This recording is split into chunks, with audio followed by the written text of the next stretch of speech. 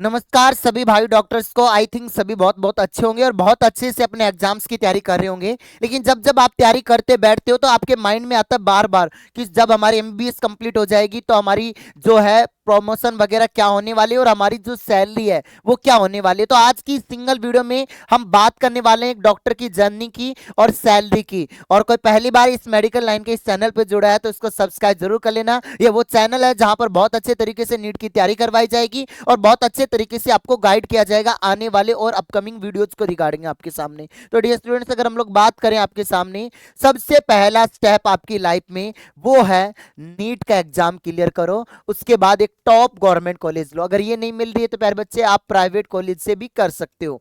अब उसके बाद सेकंड स्टेप आपके पास 4.5 साल का एमबीबीएस का कोर्स। जब आपको गवर्नमेंट कॉलेज, सबसे पहले अचीवमेंट तो आपकी लाइफ में यही होता है कि आपको टॉप गवर्नमेंट मेडिकल कॉलेज मिल जाए। अच्छे मार्क्स लाने होते हैं, आजकल तो कट ऑफ 650 प्लस जाने लगी प्यारे बच्चे। तो इतना लाने के पश्चात सेकंड स्टेप आपको फॉलो करना है 4.5 साल का एमबीबीएस का कोर्स। यहां तक अभी कोई इनकम की बात मत करो। अब बात होती है इंटर्नशिप से शुरुआत।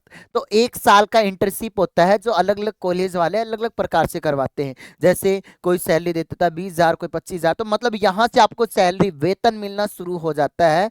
और मिनिमम 20,000 तो मैक्सिमम 25,000। काफी ऐसी कॉलेज हैं जो 17-18,000 में सीमित हो जाती है, लेकिन एवरेज 20,000 के अराउंड हर कॉलेज में मिल जाता है। लेकिन तुम्हारा मन इससे भी नहीं भर रहा, तुम सोच रहे हो कि हमें सर और ज्यादा कमाना है प्यारे बच्चे, तो आप कुछ एक्स्ट्रा कमाने के लिए लोकल क्लिनिक ज्वाइन कर लो, कोई प्राइवेट हॉस्पिटल ज्वाइन कर लो। तो आराम से अगर ऐसा करोगे तो आप लगभग लगभग 50,000 के अराउंड कमा लोगे। अब सर ये होने के पश्चात अब एमबीबीएस हमारी कंप्लीट हो गई, इंटर्नशिप मतलब कंप्लीट होते हैं एमबीबीएस कंप्लीट हो गई और आप कहलाओगे एक एमबीबीएस डॉक्टर। नाम के आगे डॉक्टर लग जाएगा और एक जनरल प्रैक्टिशनर कहलाओगे प्यारे बच्चे आप।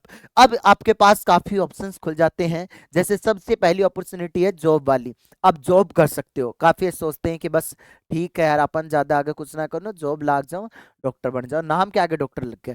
अब जॉब में क्या करो, कोई लोकल एरिया में क्लिनिक खोल लो आप। 30 से 50% भी अगर आप दिन में देख रहे हो और मिनिमम 200 रुपये फीस ले रहे हो तो 6,000 से लेकर 10,000 रुपये आप दिन के कमा लोगे। सैलरी 1 लाख से लेकर 1,80,000 से लेकर 3 लाख। और ये सैलरी अगर ज्यादा पेशेंट देखोगे तो 4-5 भी हो जाए, और नहीं देख पा रहे हो 10 भी देख पा रहे हो, तो डिपेंड ऑन योर वर्क। इसमें आपको बोलने का तरीका अच्छा होना चाहिए, पेशेंट के साथ आपका कम्युनिकेशन स्किल बहुत अच्छा होना चाहिए। आपका जो व्यवहार है, मतलब एक होता है ना कि गांव में देसी भाषा में क्या करते हैं कि भाई जो व्यवहार होता है उससे लोग ज्यादा जुड़ते हैं। तो अगर आपका व्यवहार अच्छा रहेगा तो आप इसमें बढ़िया पैसे कमा सकते हो। आगे आप कुछ मत करो। और दूसरा, नहीं सर हमें ऐसा नहीं करना, कोई भी प्राइवेट हॉस्पिटल में हमें जॉब करनी है तो प्राइवेट हॉस्पिटल वाले जूनियर डॉक्टर लग जाएगा, 70 से 75,000 या 80,000 के अराउंड सैलरी दे देंगे। गवर्नमेंट में 65 के अराउंड है। एम्स हॉस्पिटल के अंदर 75 से 80,000 के अराउंड सैलरी है। लेकिन नहीं सर हम तो परमानेंट जॉब चाहिए, तो फिर आप मेडिकल ऑफिसर की वैकेंसी के लिए जा सकते हो। उसके लिए क्या होता है, एग्जाम लगता है, इंटर्नशिप होती है, वही 70 से 80,000 रुपये पर मंथ की आपकी सैलरी हो जाएगी। फिक्स डिपॉजिट आपके अकाउंट में आने लग जाएगा। अब इसके अलावा और अदर लाइन में जान सकते हो, आप कर लो जैसे एमबीबीएस के पश्चात आप कर सकते हो हॉस्पिटल मैनेजमेंट का कोर्स किसी भी हॉस्पिटल की, फिर आपको लीडरशिप मिल जाएगी। हेल्थ केयर वाले आपको 12 से लेकर 25 लाख आपके पर एनम में मतलब पेमेंट दे देंगे आपके सामने।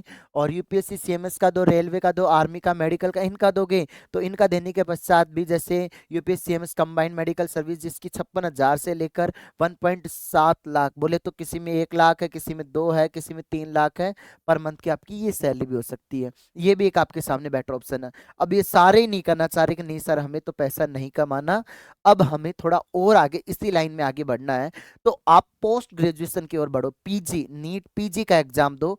3 साल का ही कोर्स रहेगा प्यारे बच्चे। और आईएनसीईटी बोले तो आप एम्स से डॉक्टर बनना चाहते हो तो वो दे सकते हो, जिसमें आप पीजीआई का फर्स्ट का मतलब बोले तो पीजी फर्स्ट आपकी फर्स्ट ईयर सैलरी होगी, तब आपकी सैलरी इतनी रहेगी, पीजी सेकंड ईयर में इतनी, पीजी थर्ड ईयर में इतनी। ये लगभग लगभग आपकी सैलरी का एवरेज रहेगा। और कुछ राज्यों में सैलरी बहुत ही कम मिलती है पीजी के साथ साथ कॉलेज में, 35 से लेकर 60,000 के अराउंड। तो आपके सामने ही 3 साल का ये कोर्स कर सकते हो प्यारे बच्चे। अब उसके बाद हम चलते हैं आफ्टर पीजी।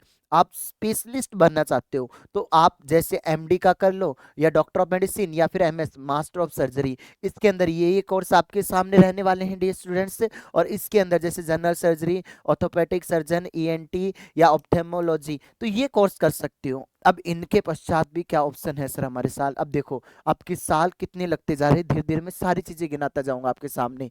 अब उसके पश्चात आप सोचोगे सर जी हमारी तो डीएम बन गए, एमएस हो गई, कोई किस लाइन से, तो उसके पश्चात आप अपना खुद का हॉस्पिटल खोल सकते हो, प्राइवेट हॉस्पिटल खोल सकते हो। प्राइवेट हॉस्पिटल के अंदर भी आपको पता है कि बहुत ज्यादा पैसे हैं, लेकिन उसके लिए आपको एक्सपीरियंस लेना होगा, नाम कमाना होगा। ठीक है, या कोई गवर्नमेंट या प्राइवेट हॉस्पिटल में एक सीनियर रेजिस्टेंट के रूप में आप कार्य करो, 1.5 से 3 लाख रुपए के अराउंड आपको सैलरी मिल जाएगी। ये भी एक बहुत बेटर ऑप्शन आप लोगों के सामने हो सकता है। अब उसके बाद हम बात करते हैं, इसके बाद भी आप आगे जाना चाहो तो वो कहलाएंगे सुपर स्पेशलिस्ट।